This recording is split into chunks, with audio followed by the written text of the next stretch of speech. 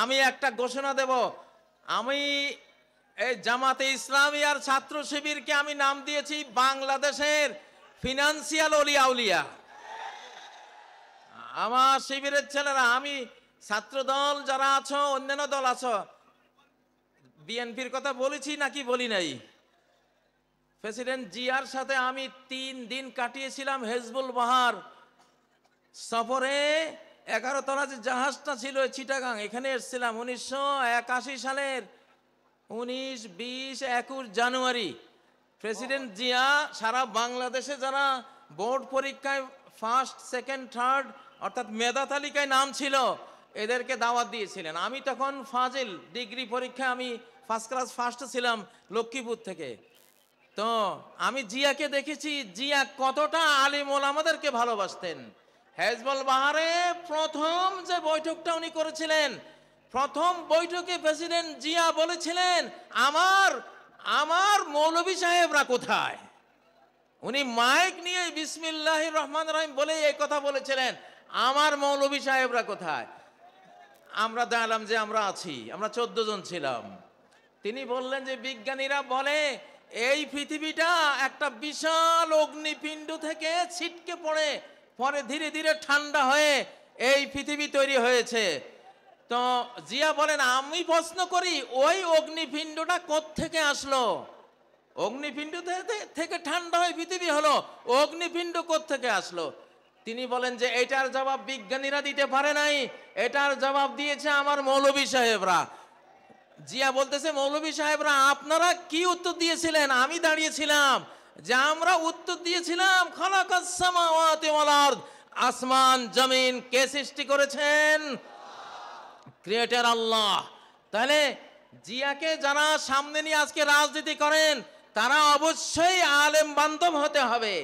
ইসলামী রাজনীতি এই দেশে স্বাধীনতার পরে 5 বছর বন্ধ ছিল, জিয়া এটাকে চালু করেছে। আল্লাহ জিয়াকে রহমত করুন, আমরা দোয়া করি। যারা বিএনপি করবেন, জামাতের সাথে আপনাদের শত্রুতা চলবে না। যারা বিএনপি করবেন, হেফাজতের সাথে আপনাদের শত্রুতা চলবে না। আমরা দেখছি, আমি সব দলকে একসাথে বসাবার জন্য একটা সংস্থা করেছি, বাংলাদেশ বিপ্লবী কমান্ড কাউন্সিল।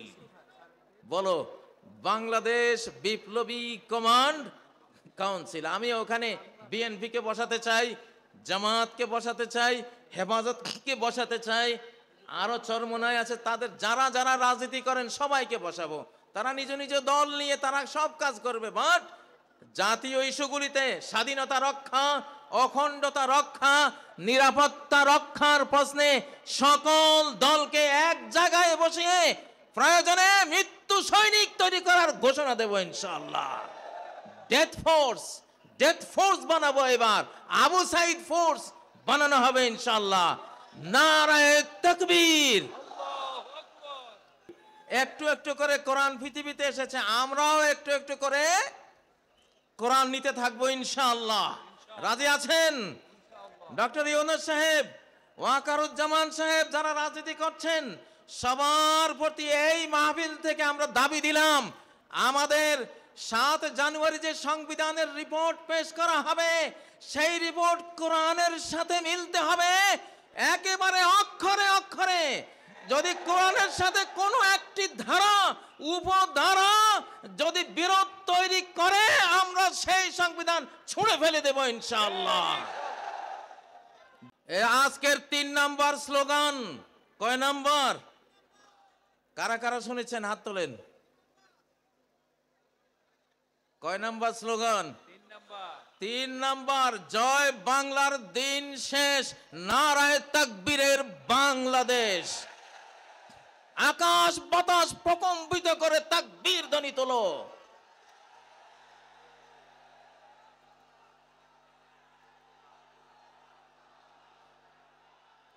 তোলো তোলো, আসমান জমিন কাঁপিয়ে তোলো তাকবীর ধ্বনিতে। আরশের উপরের আল্লাহ শুনুন আমাদের এই তাকবীর বিশ্ব বিজয়ী তাকবীর। এইটা এমন এক হাতিয়ার, এমন এক উইপন্স, এই হাতিয়ারের মোকাবেলা কোনো পরমাণু বোমার পক্ষে সম্ভব নয়। সহিহ মুসলিমে তুরস্কের যে ইস্তাম্বুল শহর রাজধানী আছে, ইমাম মাহাদির বাহিনী আজ থেকে কয়েক বছর পরে সেই রাজধানী দখল করবেন, সেকুলারদের হাত থেকে উদ্ধার করবেন। কোনো অস্ত্র দিয়ে যুদ্ধ হবে না ইস্তাম্বুল দখলে, শুধু বলবে লা ইলাহা ইল্লাল্লাহু আল্লাহু আকবার, তাকবীর দিয়ে জয় করা হবে। ইউরোপের প্রবেশদ্বার যে ইস্তাম্বুল, সেই ইস্তাম্বুল নগরী আলহামদুলিল্লাহ। আবার বলছি নারায়ে তাকবীর, আল্লাহু আকবার। এখানে যারা ইসলামী দল করেন তারা তো আছেন, ধর্মপ্রাণ যারা আছেন তারা আছেন। আমি জিআর বিএনপির যারা আছেন, প্রেসিডেন্ট জিআর বিএনপির যারা আছেন তাদেরকে বলছি, আপনারা জিয়াকে ভুলে গেছেন, জিয়ার রাজনীতি অনেকেই ভুলে গেছেন। যদি বিএনপি হতে চান, জিয়ার ভাঙ্গা সুটকেস আপনাদের হাতে দেখতে চাই। যদি বিএনপি হতে চান, তাহলে আপনাদের বাড়িতে আলু ভর্তা আর ডাল ভাত খাওয়ার রেওয়াজ আমরা দেখতে চাই। যদি বিএনপি হতে চান, ছেঁড়া গেঞ্জি আপনাদের গায়ে আমরা দেখতে চাই। যদি বিএনপি হতে চান, তাহলে 7ই নভেম্বর জাতীয় সংহতি দিবস, জয় বাংলা স্রোতের, জয় বাংলার নাপাক স্লোগানে 71 থেকে 75 পর্যন্ত নারায়ে তাকবীর স্লোগান বন্ধ হয়ে গিয়েছিল। নারায়ে তাকবীর স্লোগান বাংলার আকাশে বাতাসে ধ্বনিত হতে পারেনি, কারণ জয় বাংলা হলো ভারতের স্লোগান।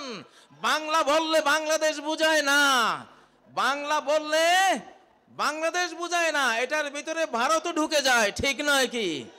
পশ্চিম বাংলাকে ভিতরে আনার জন্য এবং পশ্চিম বাংলার টানে পূর্ব বাংলা অর্থাৎ বাংলাদেশ দখলের জন্য স্লোগান তৈরি করা হয়েছিল জয় বাংলা। সেই জয় বাংলা একটা শিরিকি স্লোগান।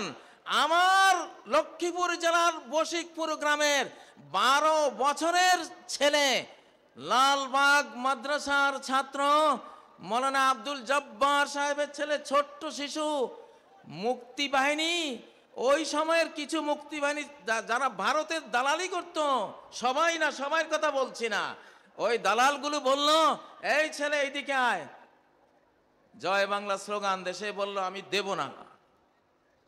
এটা শিরিক। কেন শিরিক? উহুদ যুদ্ধের সময় আবু সুফিয়ান নবীজির আর সাহাবীদের আপাত পরাজয় দেখে বলছিল উলু হুবাল, আয় জয় হুবাল। উলু হুবাল মানে কি? হুবাল তাদের মূর্তি, আর উলু মানে জয়, জয় হুবাল। এই জয় কথাটা উলুর বাংলা। উলু, ওরা উলু দেয় না, উলু দেয় না, এই উলু, উলু থেকে উলু দেয়, ওটা মূর্তি পূজা। জয় হুবাল বলেছিল আবু সুফিয়ান। ওমর বললেন, ইয়া রাসূলুল্লাহ, আমরা কি বলবো? নবীজি বললেন, তোমরা বলো আল্লাহু আলা ওয়াজাল। তো সেই উলু হুবালেরই অনুবাদ করে জয়, জয়ের সাথে যুক্ত হলো বাংলা জয় বাংলা, একটা শিরকি স্লোগান, ঠিক নয় কি?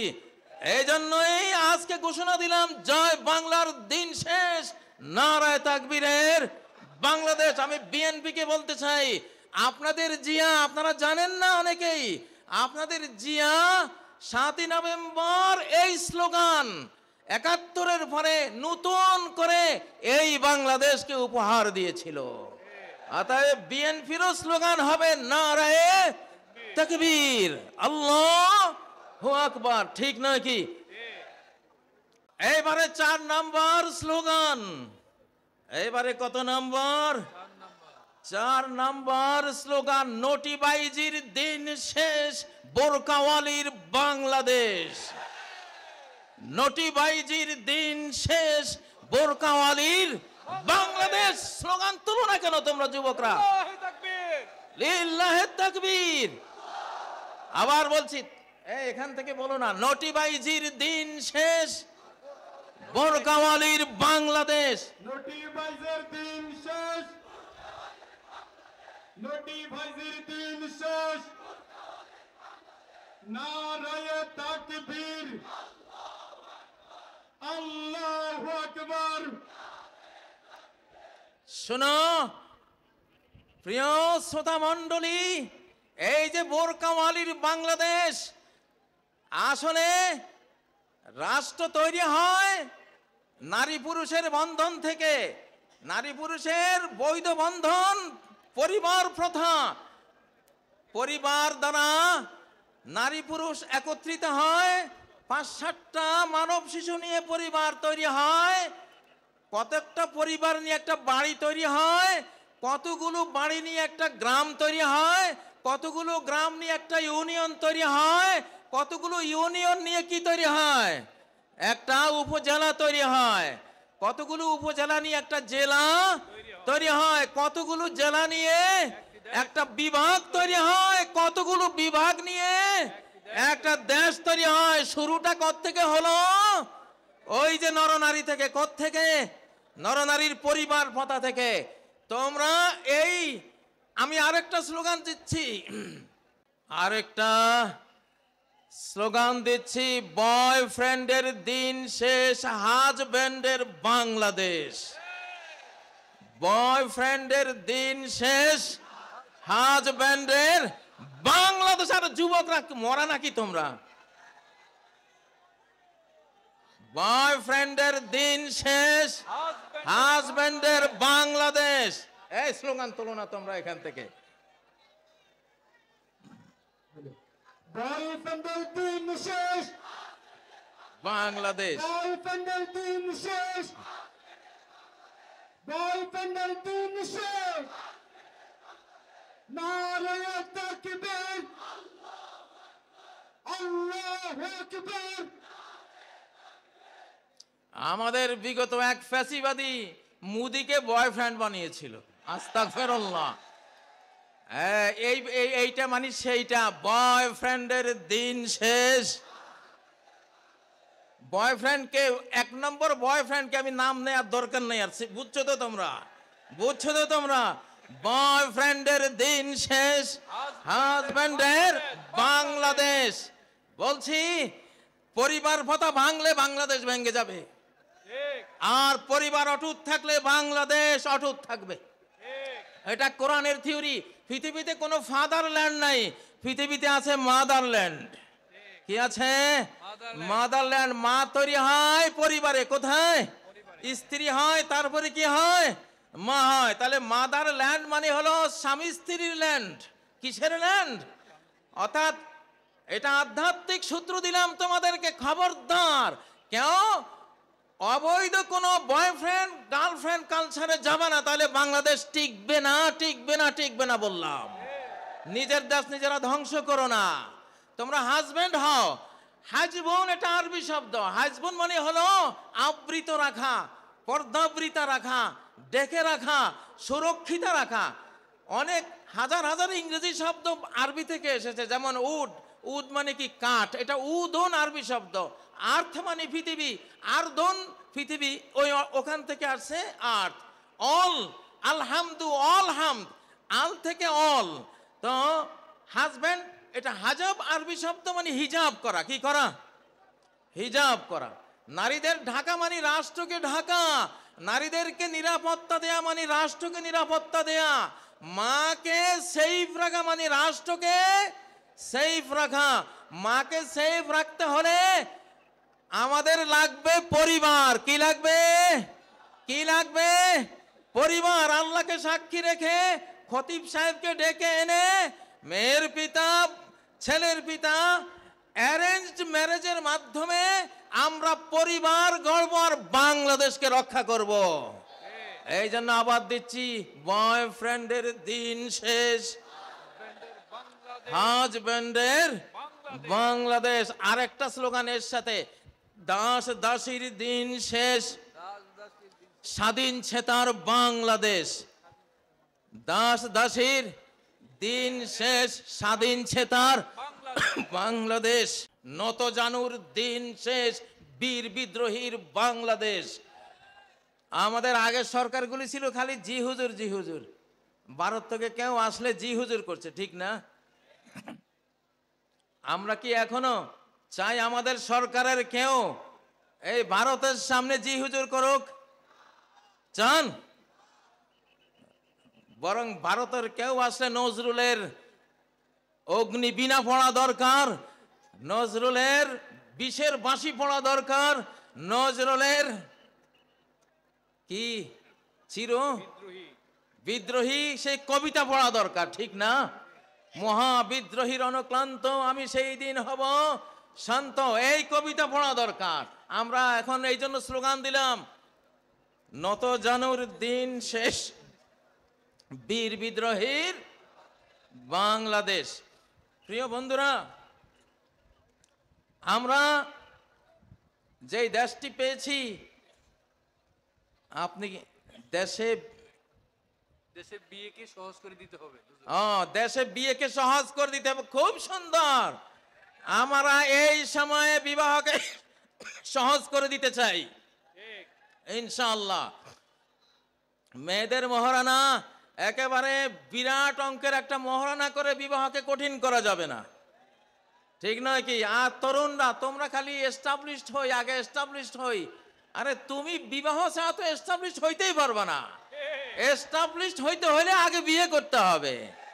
সালাসুন হাক্কুন আলাল্লাহি আউনুহুম, তিনটা শ্রেণীকে সাহায্য করা আল্লাহর উপরে আল্লাহ দায়িত্ব হিসাবে নিয়েছেন। তন্মধ্যে একটা হলো আন্নাকে হুল্লাজি ইউরিদুল আফাফ, ওই যুবক যে নিজের চরিত্রকে পবিত্র রাখার জন্য একটা পরিবার গড়ে, একটা নারীকে বিবাহের বন্ধনে আবদ্ধ করে একটা পবিত্র ইউনিট মানব জাতিকে উপহার দেয়, তাকে এস্টাবলিশ করার দায়িত্ব আল্লাহর। তার অর্থনীতির চাকা সচল করে দেওয়ার দায়িত্ব আল্লাহর, তাকে রিজিক দেওয়ার দায়িত্ব আল্লাহর। অতএব তোমরা এস্টাবলিশড হয়ে বিয়ে করবা এটা না, এস্টাবলিশড হওয়ার আগে একটা স্ত্রী চালাতে কি লাগে? তিনটা জিনিস লাগে। কি লাগে? একজন স্ত্রী চালাতে কয় জিনিস লাগে? সহজ সহজ তিনটা জিনিস। একটা হলো মানসবাহা আমিনান ফি সারবিহি, যেই লোক ভোর করে একটা নিরাপদ ছোট্ট কুঁড়ে ঘরে, একজন স্ত্রী ফালতে একটা ছোট্ট ঘর হলেই তো যথেষ্ট, ঠিক নয় কি? একটা ঘর লাগে। আর দ্বিতীয় এন্দাহু কুতু ইয়াউমিহি, একদিনের খাবার লাগে। কয় দিনের? একদিনের খাবার যদি ঘরে থাকে, নিরাপদ একটা ঘর থাকে, মুআফান ফি বাদানিহি, তার শরীরটা সুস্থ যদি থাকে, তাহলে সে একটা পরিবার গড়তে পারে। আলহামদুলিল্লাহ। প্রিয় ভাইয়েরা আমার, কতগুলি স্লোগান দিয়ে আজকে আপনাদেরকে আমি শিখাবার চেষ্টা করছি আমাদের আগামীর বাংলাদেশ কি হবে, ঠিক নয় কি? এবারে একটা স্লোগান দেব। এই স্লোগানটা হলো চোর বাটপারের দিন শেষ। চোর বাটপারের দিন শেষ, আলিম ওলামার বাংলাদেশ, অলি আউলিয়ার বাংলাদেশ। এরপরে কি আরো দুই একটা মিলান, চোর বাটপারের দিন শেষ, যুবকদের বাংলাদেশ। আজকের এই জনসমুদ্রকে বলছি ইনশাআল্লাহ আগামী বাংলাদেশ বিশ্বের 1 নম্বর একটা দেশ আমরা বানাতে চাই। সেই জন্য আমাদের 2টা বিপ্লব লাগবে। কয়টা? একটা হলো ফুড রেভলিউশন, খাদ্য বিপ্লব। একটা কি? খাদ্য বিপ্লব। আর আরেকটা কি? নিরাপত্তা বিপ্লব, সেফটি রেভলিউশন। আল্লাহ তাআলা বিশ্ব রাজনীতি সূরা কুরাইশের একটা আয়াতে শেষ করে দিয়েছেন। একটা আয়াত, আল্লাযী আত'আমাহুম মিন জু' ওয়া আমানাহুম মিন খাউফ, যে আল্লাহ ক্ষুধার সময় খাদ্য যোগান আর ভয়ের সময় নিরাপত্তা যোগান। সরকারের 2টাই কাজ, জনগণকে খাবার দেয়া, জনগণকে নিরাপত্তা দেয়া। বঙ্গবন্ধু খাবারও দিতে পারে নাই, নিরাপত্তাও দিতে পারে নাই, এই জন্য ইতিহাসের করুণ পরিণতিতে চলে গেছে, ঠিক নয় কি? আর যেই সরকার 17 বছর নির্যাতন করেছে তারা কিছুটা খাবার দিতে পেরেছিল, কিন্তু নিরাপত্তা মোটেও দিতে পারে নাই। এই জন্য তারাও বিদায় হয়েছে। আমরা এই সরকারের কাছে আমাদের দাবি, আজকে যে আমাদের পঞ্চমুখ হয়েছে, মুখ খুলে আমরা হৃদয় উজাড় করে দিয়ে কথা বলতে পারছি, স্লোগান তুলতে পারছি, আমরা মাহফিল করতে পারছি, আমরা ঘরে ঘরে নিরাপদে ঘুমাতে পারছি, আমরা আমাদের স্ত্রী বউ বেটে নিয়ে নিরাপদে ঘুরতে পারছি। এই দেশে ব্যবসা বাণিজ্য, বিদ্যালয়, আমাদের যত যত সামাজিক কাজকর্ম আছে সব নিরাপদে করতে পারছি। আমাদের এই নিরাপত্তা যতদিন অক্ষুণ্ণ থাকবে, সরকারও অক্ষুণ্ণ থাকবে ইনশাআল্লাহ।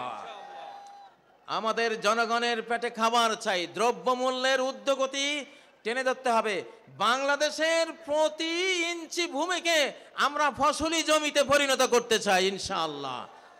আল্লাযী আত'আমাহুম মিন জু, যে আল্লাহ ক্ষুধার সময় খাবার জুগিয়েছেন সে আল্লাহর ইবাদত করি, ঠিক না? তাহলে যেই সরকার আমাদের ক্ষুধায় খাবার জোগাবার ভূমিকা নেবে, ভূমিকা পালন করবে, আমরা সেই সরকারের পাশে থাকবো ইনশাআল্লাহ, ঠিক না? ও ভাইয়েরা, যে সরকার নিরাপত্তার কাজ করবে আমরা তাদের সাথে থাকব। তবে আমাদের এই সরকার অধিকাংশ বড়দের সরকার, অধিকাংশ কি বড়দের সরকার। জোয়ান দুইটা পোলা ছিল নাহিদার আসিফ, ওদের মন্ত্রণালয় পুড়ে দিয়েছে। এটা একটা ষড়যন্ত্র, কোনো সন্দেহ নাই। এই জন্য সকল ষড়যন্ত্রের জন্য আমরা প্রত্যেকে আজ বাংলাদেশের এক একজন সৈনিক ইনশাআল্লাহ। আমরা প্রত্যেকে বাংলাদেশের সৈনিক। গতকাল এক ওয়াজ মাহফিলে বলেছিলাম, কোরআন আর লোহা একসাথে থাকে। নবীজির কোরআনও ছিল, লোহাও ছিল। লোহা মানি তলোয়ার, লোহা মানি বল্লম, লোহা মানি তীর, লোহা মানি লোহার বর্ম, লোহা মানি হেলমেট, লোহা মানি ঢাল। নবীজির কোরআনও ছিল, লোহাও ছিল। সাহাবীদের কোরআনও ছিল, লোহাও ছিল। এই জন্য তারা কোরআন দিয়ে হেদায়েত করেছে, যে হেদায়েত কবুল করেনি লোহা দিয়ে তাকে ঠান্ডা করে দিয়েছে, ঠিক নয় কি? এখন আমাদের অবস্থা কি? সরকারের কাছে লোহা আছে, কোরআন নাই। আলেম ওলামা পাবলিকের কাছে কোরআন আছে, লোহা নাই। আমরা দুইটার সমন্বয় করব ইনশাআল্লাহ। আমরা কি করব? দুইটার সমন্বয় করব। সরকারকে দাবি তুলছি, সরকার আমাদেরকে ট্রেনিং দিবে, অস্ত্র দিবে, লোহা দেবে। আমাদের কোরআন আছে, আমাদের লোহা চাই। সরকারের লোহা আছে, সরকারের কোরআন চাই। দুটার সমন্বয় হলে এই বাংলাদেশের দিকে চোখ তুলে তাকাবার কোনো মানুষ খুঁজে পাওয়া যাবে না ইনশাআল্লাহ। আমি গ্রেফতারির রাতে স্লোগানটি আবার দিচ্ছি, র মুক্ত বাংলাদেশ জিন্দাবাদ জিন্দাবাদ। বলো, র মুক্ত বাংলাদেশ জিন্দাবাদ জিন্দাবাদ। এই স্লোগানটা দরকার আছে না নাই? এখনো লাখ লাখ স্যাবটিওর কিন্তু ঘাপটি মেরে বসে আছে, আছে না? একজনও থাকতে দেব না ইনশাআল্লাহ। সবাইকে একেবারে ছক্কা মেরে সীমানার ওপারে মাথার উপর দিকে উড়িয়ে, ঠিক নয় কি? কারা কারা রাজি আছো? র মুক্ত বাংলাদেশ, স্বাধীন সমৃদ্ধ নিরাপদ বাংলাদেশ, নিরাপদ বাংলাদেশ ইনশাআল্লাহ। প্রিয় তরুণরা, আল্লাহ তাআলা এই বাংলাদেশ আমাদের হাতে দিয়েছেন ইনশাআল্লাহ। বাংলাদেশের মাথায়, জনগণের মাথায় বিপুল বুদ্ধি, আলহামদুলিল্লাহ, অনেক জ্ঞান। তোমরা কি লিটল ড্রাগনের নাম শুনেছ? তরুণরা, লিটল ড্রাগন কাকে বলে? লিটল মানে ছোট্ট ড্রাগন, এম এম আলম নাম শুনেছ?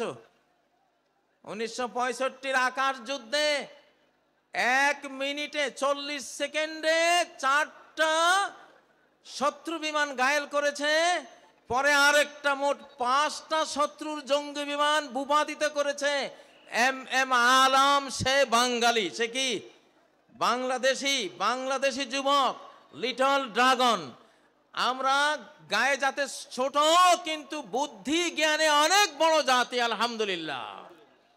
এই জন্য আমাদের বাংলাদেশের আগামী দিনের উন্নতি সব কিছু আমরা ফিজিক্যাল পরিশ্রমের পাশাপাশি বুদ্ধির যুদ্ধে আমাদেরকে এগিয়ে যেতে হবে, বুদ্ধির লড়াইয়ে এগিয়ে যেতে হবে, চিন্তার লড়াইয়ে আমাদেরকে এগিয়ে যেতে হবে।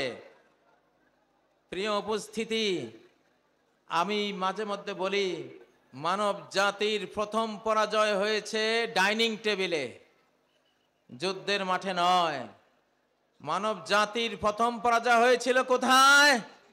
ডাইনিং টেবিলে। অর্থাৎ একটা অবৈধ খাবার মুখে দিয়েছিলেন আদম আর হাওয়া, সেই অবৈধ খাবার খেয়ে তারা জান্নাতের সাম্রাজ্য হারিয়েছিলেন। ঠিক নয় কি?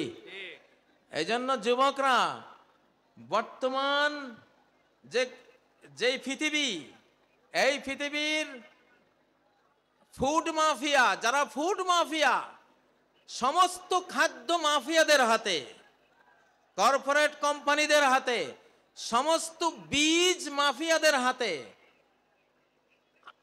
আজকে এটা একটা বিরাট বিষয় যে আমরা কি খাচ্ছি, কি খাবো। আমি পরামর্শ দেব, যেই পশুটা চলতে জানে না নিজে, হাঁটতে জানে না নিজে, ফার্মের মুরগি যেটা এক হাত বেড়া ডিঙ্গিয়ে উড়াবার ক্ষমতা রাখে না, অ্যাবনর্মাল মুরগি, নিজেই অ্যাবনর্মাল অসুস্থ মুরগি, এই গোদা মুরগি যারা খাও, তোমরা কি যুদ্ধটা করবা বাংলাদেশের জন্য? হ্যাঁ, দেশি মুরগি, আল্লাহর মুরগি খাবা। আল্লাহর মুরগি যেখানে মানুষের হাত পড়ে নাই, এইটা মোটরসাইকেলের নিচে পড়ে মুরগির মাথা ছিন্ন হয়ে গেছে, তারপরও উড়াল দিয়ে 2-3 একর পার হয়ে গিয়ে পড়ছে। ক্ষমতাটা কি? মাথা চলে যাওয়ার পরেও উড়ে। এটা হলো আল্লাহর মুরগির ক্ষমতা, ঠিক না? তো আমাদের খাদ্য যদি মানব জাতির পরাজয় ডাইনিং টেবিলে হয়ে থাকে, আমাদের ডাইনিং টেবিলে ওই খাবার আনবো যেই খাবার ডাইরেক্ট আল্লাহর তৈরি, মানুষের কোনো, শয়তানের কোনো কারুকার্য সেখানে পড়ে নাই, চেঞ্জ করে নাই, চেঞ্জ ফুড বানাতে পারে নাই। আমরা সেই খাবার খাবো ইনশাআল্লাহ। সূরা আন-নিসার 119 নম্বর আয়াতে আল্লাহ তথ্য দিয়েছেন, ইবলিস কসম করেছিল, ওয়ালা আমুরান্নাহুম ফালা ইউগাইয়িরুন্না খালকাল্লাহ। আমি মানব জাতিকে কমান্ড করে করে আল্লাহর সৃষ্টিকে আমি সব পরিবর্তন করে দেব। সেই চেঞ্জ, পরিবর্তিত খাদ্য পানীয় এসব খেয়ে তারা ফিজিক্যালি ধ্বংস হবে, মেন্টালি ধ্বংস হবে, তারা স্পিরিচুয়াল, আধ্যাত্মিকভাবে ধ্বংস হবে, চিন্তা চেতনায় ধ্বংস হবে। এইভাবে সর্বনাশ করব। এই জন্য শিশুদেরকে, নারীদেরকে এবং আমাদের নিজেদেরকে আমরা কি খাওয়াচ্ছি, আমাদের খাদ্য টেবিলে নজর দেয়া, এইটা আমাদের 1 নাম্বার কর্মসূচির মধ্যে রাখতে হবে ইনশাআল্লাহ। প্রিয় উপস্থিতি, ডক্টর মিজানুর রহমান আজহারি ইনশাআল্লাহ তিনি আসবেন বাংলাদেশে, প্রথম তিনি আসছেন। আমিও তাকে উৎসাহ জুগিয়েছি যে আমি তো এসে গেছি, তুমি আসো ইনশাআল্লাহ, আমরা একসাথে লড়াই করব। তোমরা যুবকদের আইকন ডক্টর আজহারি সাহেব আসবেন ইনশাআল্লাহ, তোমরা মন প্রাণ খুলে ওয়াজ শুনবা। এখন আমরা তো 60 পার হয়ে গেছি, এখন পৃথিবীটা আমাদের না, পৃথিবীটা তোমাদের। তোমাদের সৌভাগ্য যে আন্দোলন সফল করতে হলে নবীনদের আবেগ উচ্ছ্বাসের সাথে প্রবীণদের অভিজ্ঞতা, এক্সপেরিয়েন্স সংযুক্ত হতে হয়। সেজন্য আমরা যারা প্রবীণ, আমরা তোমাদের সাথে থাকবো ইনশাআল্লাহ। আর তোমাদের নবীন যারা আইকন আছে, তোমরা তাদেরকে নিয়ে একটা সুন্দর, একটা সোনার, নিরাপদ, স্বাধীন, সমৃদ্ধ দেশ গড়ে আমাদেরকে উপহার দেবে। আল্লাহ তোমাদেরকে তৌফিক দেন, আল্লাহ তোমাদেরকে সেই জন্য জ্ঞান বুদ্ধি বাড়িয়ে দিন। আল্লাহ তোমাদেরকে সর্বপ্রকারের ফিজিক্যাল, স্পিরিচুয়াল, মেন্টাল, কালচারাল এবং ধর্মীয় যত যোগ্যতা লাগে সব যোগ্যতা আল্লাহ তোমাদেরকে দান করেন। আজকের এই মাহফিলকে আল্লাহ সফল করেন। যেই মরহুম মৌলানা শহীদুল্লাহ স্মৃতি সংসদের আয়োজনে আজকের এই আয়োজন, আল্লাহ তার কবরকে জান্নাতের বাগানে পরিণত করুন। তার আমলনামায় আজকের প্রতিটি বর্ণের সওয়াব আল্লাহ পৌঁছে দিন। প্রতিটি শ্রোতা, প্রতিটি বক্তার এই কষ্টার্জিত মাহফিলে আল্লাহর যত রহমত, অনুগ্রহ, ফজল ও করম বর্ষিত হবে, আল্লাহ তাআলা মৌলানা শহীদুল্লাহকে এটি দান করেন। তারই ছেলে নেয়ামতুল্লাহ ভাইয়ের আয়োজনে এত বিশাল একটি আয়োজন তোমরা পেয়েছো। নেয়ামতুল্লাহ ভাইকেও আল্লাহ নেয়ামত দিয়ে ভরপুর করে দিন। আমাদেরকেও অংশীদারিত্বে রাখুন, আমাদেরকেও নেয়ামত দিয়ে পরিপূর্ণ করুন। সারা বাংলাদেশে যদি খাদ্যের ঘাটতি হয়, মান্না সালোয়া দিয়ে আল্লাহ তাআলা ঘাটতি পূরণ করে দিন। যদি নিরাপত্তার অভাব হয়, আমাদের নিরাপত্তা বাহিনীর শক্তির অভাব হয়, তাহলে অ্যাঞ্জেল ফোর্স, ফেরেশতা বাহিনী দিয়ে আল্লাহ আমাদের নিরাপত্তা পুষিয়ে দেন, আমাদের নিরাপত্তার ঘাটতি পূরণ করে দেন। সম্মানিত উপস্থিতি, আমি আর কথা এখন দীর্ঘায়িত করব না। আল্লাহ তাআলার প্রশংসা করে আপনাদের কাছ থেকে বিদায় নিচ্ছি। জসিমউদ্দিন রহমানী সাহেব আসছেন, তিনি পরবর্তীতে আপনাদের সামনে কথা বলবেন। আমার সাথে, আমি যেই মজলিসে আপনাদের সাথে সাথী হয়েছি, ছোট্ট একখানি দোয়া বলে শেষ করব।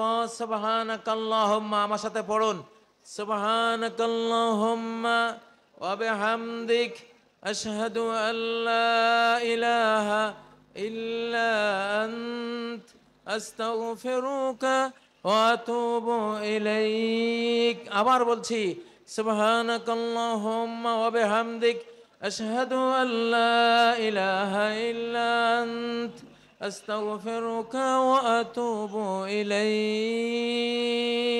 ওয়াসসালামু আলাইকুম ওয়া রাহমাতুল্লাহি ওয়া বারাকাতুহু।